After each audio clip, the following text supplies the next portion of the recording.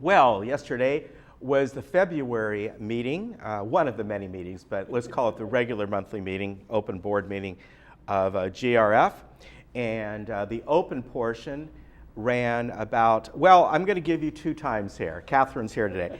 If you sat through the recess, it ran a little over 5 hours. If you didn't, it was 4 hours and 31 minutes. And the reason I say that is on tape, what we do is we pause the tape during the recess, so we'll replay it. I'm glad you do. Yeah, now there are times we'll replay it because we record it on our hard drive that has everything, and that's just the way it is. The recess is in it, but here we are. But when we replayed it last night, it was about 4 hours and 31 minutes because we cut the recess down to like 30 seconds. Right. Good to have you on today. And at the start of the meeting, there were a lot of people there, and there were really 2 issues, 2 major issues. One of them that, both of them been kind of ongoing, but one of them, the room rental charges. Right. This is something that has been looked at for years in one form or another. And it would be nice to say it's a 2-sided balancing act, but it's a lot more. It's more like 4 or 5 sides, isn't it? It is. It's a big issue, really. I mean, it's understandable, that, and what we're trying to balance is that to make sure that when individuals, residents have a need for a room or for a conference or for a club that's truly just for club meetings, that's available to them at a reasonable price. Right. But because we have a lot of rooms, but we have 16,000 residents too, so these rooms do get filled. And we have some people and some clubs that are monthly, so they have a monthly meeting. I run a club, the Foreign Policy Association. We have meetings. We have 8 meetings in the year that spread out over every other week for the first 16 weeks of the year. Okay, and so that's what we're always trying to accommodate. And then we have found recently that some residents have worked with outside agencies to rent a room at the discounted rate and allow those people to come in and to sell goods or to offer some other kind of service or to try to sell their services. Right. And that was never the purpose for having all these club rooms. Yeah. And so this is the issue we're really trying to deal with. And unfortunately, we have 3 different legal opinions. We just, and part of it actually was forced on us also when we had filed with the IRS that we were a 501c3, C3 or 34, I can't remember which one it was. But part of that requirement was then, if we were going to have and take that tax claim, then we had to operate almost as an open community. Right. And one of those issues I remember years ago, and this has come up recently about people going, why am I getting all these phone books and this type of thing? And I remember that issue. Go, well, we allow one newspaper in, we got to allow all these other types of things in too. And so these are the things we've really been trying to deal with, because all of us pay for the upkeep of all these rooms. And it's not. It's not for the rest of us to support individuals. It is for the rest of us to work and support the clubs. Yeah. And so we're going to be getting to the point of even having to define a club. I think it's going to become that basic. We've got to really look at this issue, and that's what the board is trying to do. Right. And there was a lot of people at the meeting that were very sensitive to what we're trying to do with the clubs and raising and admittedly, the way the pricing on these rooms have been set up was that for an owner, for a resident rate is 10%, basically 10% of the cost of the room. Yeah, which is phenomenal. Which is very low. That says that 90% of the cost is a shared cost by everybody. Yes. The exception rate, which is the other rate that we've established, is basically was 70% of what the outside rate would be for equivalent sized rooms and for equivalent functions. And so that has no relationship to cost. Right. And very good, because in some cases, and I was looking at some of the data last night, yeah, this in fact, for the exception rate, really helps the community, because then we gain additional revenue over and above the cost, which then helps the whole community Right. offset then the costs of maintaining the facility. Now, the question we get into is, and the argument is, that there's a lot of clubs and people who are actually using the rooms for charitable organizations, you know, to raise money for charities, Right. and to raise money for other certain activities. And this is where it becomes a difficult one. Carol Skydell hit it yesterday, and it's something that one of the things that we all need to think about is that whenever we're sharing the cost and supporting the cost to whatever organization has rented our room, if we're not recovering the full cost, then in reality, every one of us is making a donation to a charity that is Right. selected by somebody else. Right. And I guess, and what it comes down to is that something that we as a community want to allow or not? And so we're going to be following up. We got a meeting this afternoon, again, further discussion on this topic. We will be meeting with our attorneys just to try to get a much better understanding of all the legal framework, and recognizing that I think it was last year, 2 years ago, remember when the IRS changed our Yes. from a tax-free to a 528, okay, which means that we do pay income taxes if we earn income, but so we have to be careful. We're not trying to make a lot of money. If we made money, that's helpful, because it does reduce the monthly assessments. It's less funds that we're requiring that the residents are having to contribute to us on a monthly basis, because let's recognize we operate from the assessments of every resident in this community. And if we want to put a cap on that, then we've got to really struggle with and try to figure out what's the best way then, and balance, and how much are we insisting that residents support activities that they may not be involved in. Right. And you have the exception rate, but then on top of that, another issue that was kind of folded into there is that certain clubs, as you said, bring in outside vendors that I don't want to offend any club, but in some cases it's like in the guise of a club, but there might be a dozen vendors out there, and it's really almost like a roadshow for them. They put up the booths and all that, and it's under, this is the certain kind of club, and that's almost a third type of issue. Well, that's right. Whether or not you want even the exception rate for them or not at all, and that was discussed as well. And that's another decision. Yeah. And in some cases, you got some clubs that are doing this thing, like there was a club meeting, I'm not sure it was Get Stuff or something like this, was over at Clubhouse 2 just last weekend. The place was just jam full.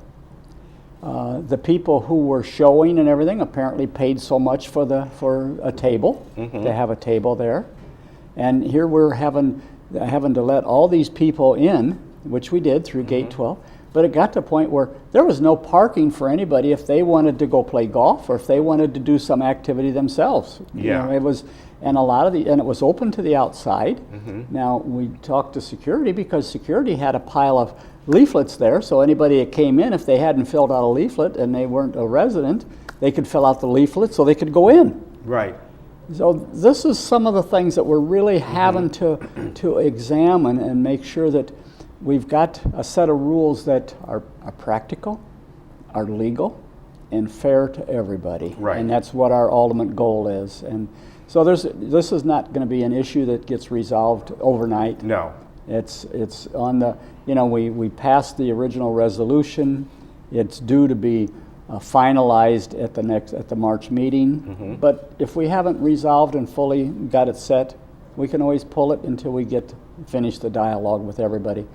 and try to do the best we can for every resident and be Yeah. fair to everybody. And that's really what our ultimate goal is. And it's not, we're not trying to pick on anybody, but I think we've got to recognize that, there's a limitation to what we have. Right. We've got to make sure that the cost and the monthly assessments that we're charging from people is being used fairly and appropriately relative to. That's why they're living here. Exactly. And going into, it looks like probably next year, when projected time for the renovations of Clubhouse 2, that's going to be a tough year for the clubs to find space. It will be, and more I know so. we got some clubs that are really worried about it, that on a weekly basis are using it for dance clubs and things like that, because it's got a fabulous floor and everything, Yeah. and we're in the process of redoing. And that project is moving along quite nicely. You can see the architect's pictures down Yeah, below we in the showed- lobby, yeah. and I think that, we just finalized the contract with the architect, and so it's going to be, sometime, I'm guessing, it'll be about mid, and this is just my guess, about mid next year, 2016, that thing will be done and ready to be used, and a lot of the issues resolved with it. And then Yeah. and we still got to move on to Clubhouse 3. We got to, Right. that's next on the list, and just keep moving through. We've got a lot of activities to do. The garden centers, we got to address the garden center issues. So we've got a lot of issues that we're dealing with, and taking a look at security and taking a look at how we're going to, what are we going to do and how we're going to try to automate the security system Right. if we can.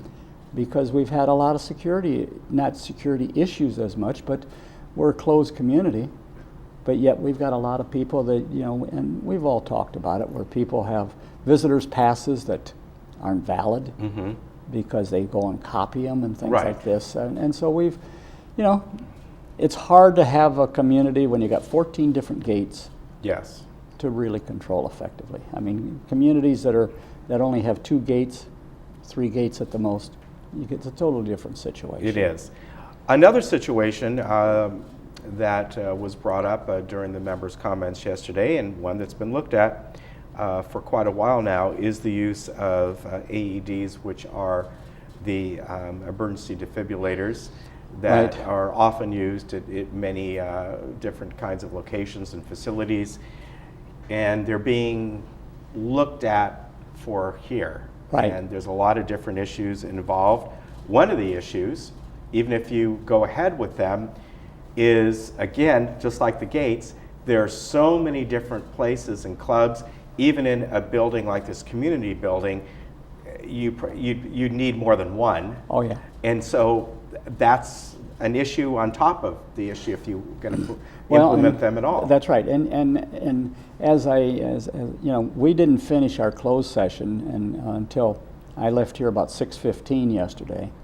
And actually, we still got some issues that we're going to meet on later this week. We just recessed the meeting to continue, to finish. And that's still one of the issues that we're going to be talking further about. We did have yesterday, we did have some, the whole purpose of yesterday afternoon closed session was an education session for the board members to talk more about the legal aspects of it, to understand how these things work. We did have some vendors come in and talk to us. And Oh, okay. so because it's very difficult to make a logical decision if you don't have all the information. And that's really what, and so my goal always is for the board, let's educate ourselves adequately in the subject matter. And if we have to, then we get the attorneys, we get consultants, we get whoever to give us the education so that the decision we make is sound, logical, and the best thing for the community. And it takes time. It's not something, now as I promised, after yesterday's session, and we'll have further conversations, but then we will put it back on to, I'm guessing it'll be March, it'll be on the agenda in the open session.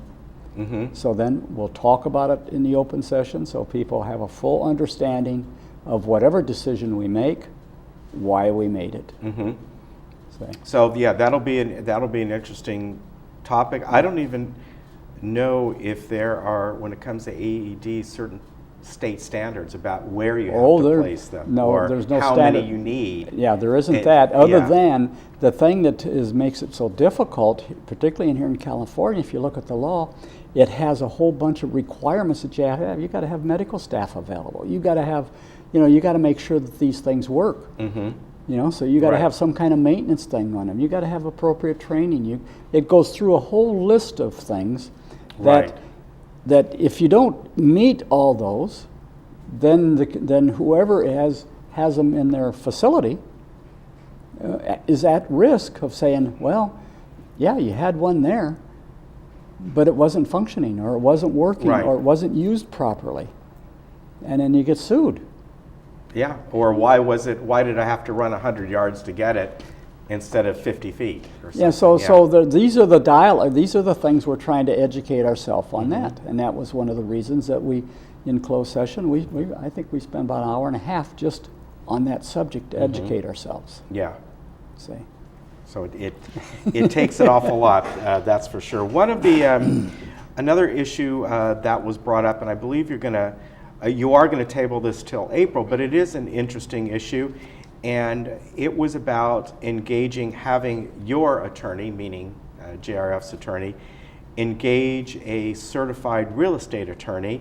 And again, you're going to put this off till April, or is it next meeting? That's that was something else. I that was apologize. something. That was the committee thing. That's we were right, putting the off. committee The thing. committees we were going to put off to April. But this was a discussion, I should say. This was, yeah. And there are a lot of good points that were brought up, particularly by Director Shirley. Yeah, by Ken, yeah.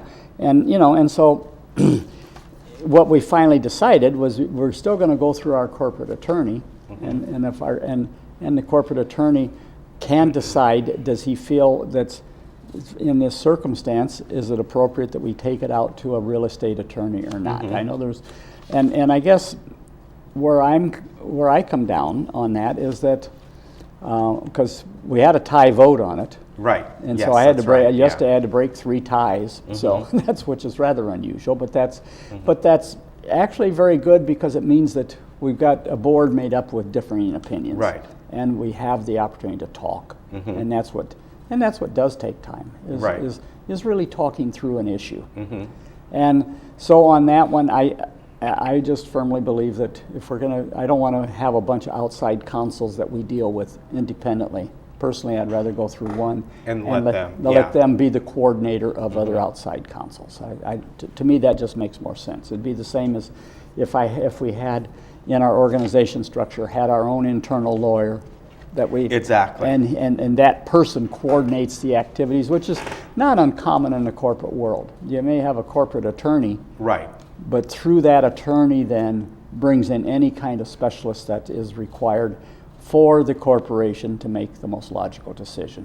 Yeah, exactly. And that way it all funnels through. It funnels through, see, It- and you it have better does. control. And that's kind of the way I think about things. And again, we're going to be replaying the meeting on Thursday at 1:30, and then next Wednesday at 6. You had a long day yesterday. Anything else you'd like to add before you leave?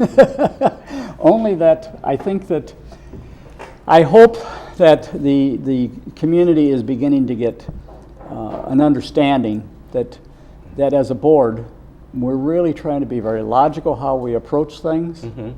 We're trying to make sure that before any of these contentious issues that we really decide, we educate ourselves, and we'll be making decisions that from our standpoint we think is best for the overall community, which is what we said when we passed our ethics policy. And that, and we have some challenging times at this point, Right. because we had the Associa presentation, which I, in my comments I related that we had, and the board now is considering the 17 considerations or recommendations or suggestions that they made to us. Some of those are, may make sense. Many of them may not, and we need to recognize that Associa and Alvarez and Marcel, the consultants, were representing Associa. And so as a board, and as I mentioned in my comments, we're going to go forward with our own independent consultant, and we're going to basically, because as a board and as a community, we feel we need somebody who takes a look at it from us as the residents. What's the right thing for us going forward? It's a unique community. It's very unique. We can't it be definitely classified as a typical HOA Yeah. with a master association, the trust, and Right, all it's that very makes unique. makes the governance very Just different. the facilities here make it unique. It makes it unique, Yes. and we need to understand that. And so, as boards, we're going to take a look and have somebody who's representing us come in and say, what is the best way for you guys to be functioning, and get a truly independent. Then we're going to have we'll have two different avenues. And we'll take a look and say, I don't know what's going to come out of it, but Okay. GRF will be engaging somebody to do that research for us. All right, very good. Okay? Good to have you on. Well, and thank you. Again, we'll replay that meeting on Thursday at 1:30. We'll be right back. All right.